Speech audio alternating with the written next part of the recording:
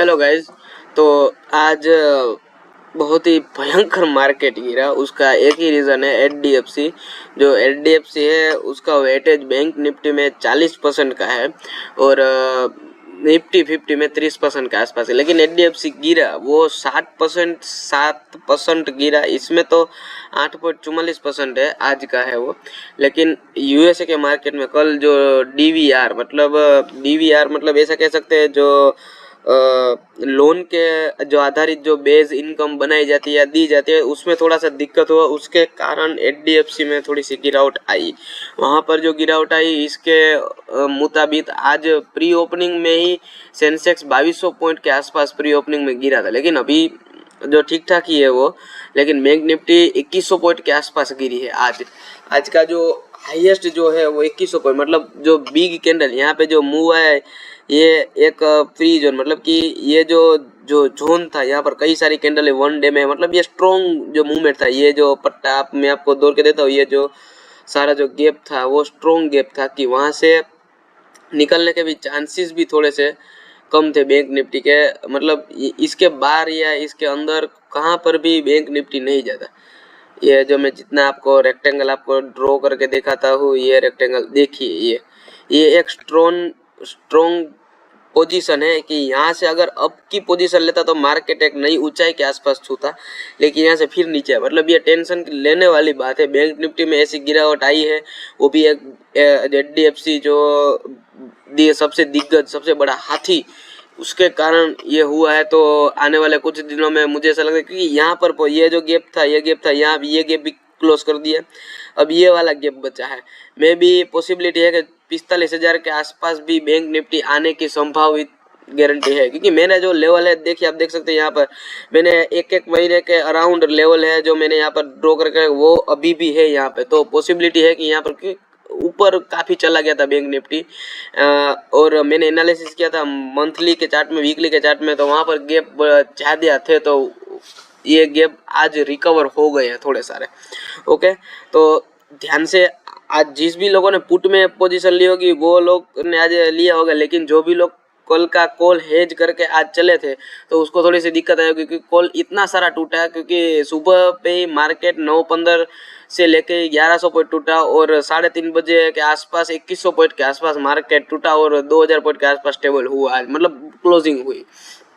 कल के लिए मैं अगर बात करूं, तो कल के लिए आपको एक ध्यान रखना है कि बेसिक लेवल है जो 46,500 के ऊपर मार्केट, मतलब 46,500 और 47,500 के ऊपर मार्केट बंद होगा, तभी मार्केट में एक तेजी फिर से देखने को मिलेगी। क्योंकि यहाँ पर मार्केट कुछ रिवाइज करेगा।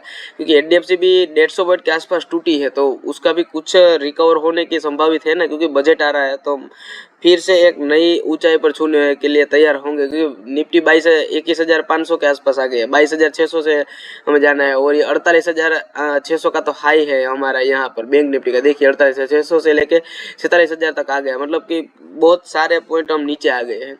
ओके, तो कल के लिए मैं आपको थोड़े से स्ट्रिक समझा देता हूँ।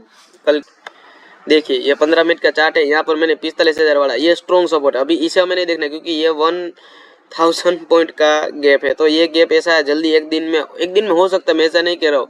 लेकिन ये गैप हमें उठने की ट्राई करनी हो। क्योंकि यहाँ पर पहला जो मैं आपको अगर मार्केट इस जगह जोन पे ऊपर होता है, अगर ये वाला जोन ब्रेक करता है जो 45,980 और 970 वाला जोन, तो नीचे के लिए पहला मैं टारगेट देता हूँ 45,850, 45,750 और 45,650 वहाँ पर। क्योंकि यहाँ से 650 जो ये 750 मैं आपको देखा दूँ, 750 यहाँ पर है, 750।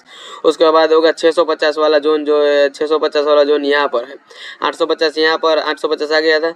650 अगर 650 टूट गया तो 45,500 और 520 वाला सपोर्ट स्ट्रॉन्ग है। यहाँ से एक रिवर्सल हो सकता है और ऊपर फिर से जा सकता है।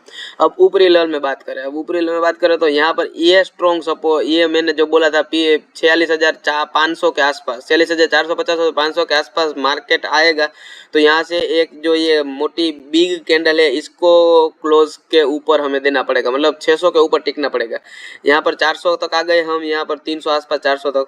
यहाँ से 300 से लेके 400, मतलब 200 पॉइंट का गैप। ये अकेली कैंडल कैंडल हो या 2-3 कैंडल एक साथ यहाँ पर चढ़े, अगर ये पार कर लिया तो यहाँ से 600 वाला आ गया जोन टारगेट, उसके बाद होगा 600 के बाद होगा 760 वाला जोन, 760 वाला जोन आ गया, और 760 के बाद नेक्स्ट टारगेट होगा 46,900 का टारगेट। मैं 46,900 यहाँ पर आपके सामने दिख रहा है 46,940 है, लेकिन मैं 900 ही बोलूंगा क्योंकि यहाँ पे कुछ होगा, इसे रिवर्सल होगा। 900 के बाद होगा 47,000 और 47,150 और 47,280 के आसपास। ये ऊपरी लेवल के मैंने दिए हैं आपको कल के लिए, क्योंकि कल थोड़ा प्रीमियम ज़्यादा होगा, वीकली एक्सपायरी उसके बाद है, तो कल के लिए मैंने आपको जो प्रीमियम है वो लॉजिक है वो इस जगह पर आपको दिए हैं। अब बात करते हैं कि वेटेज के लिए, मतलब एक बात ध्यान रखना कि जो बैंक निफ्टी का आया है RSI वो 18 के आसपास है, मतलब 18 के आसपास है, तो मतलब ये काफ़ी बेरिश RSI है यहाँ से ऊपर, क्योंकि जब तक ये 40 के आसपास आता नहीं तब तक हमें बेरिश ही रहेगा। 40 के ऊपर जाएगा तो थोड़ा सा मार्केट साइडवेज होगा, ऐसे साइडवेज घूमेगा, और 50 और 60 के आसपास आएगा तो मार्केट में फिर से वही जो बुलिश मोमेंटम थी वो दिखेगी।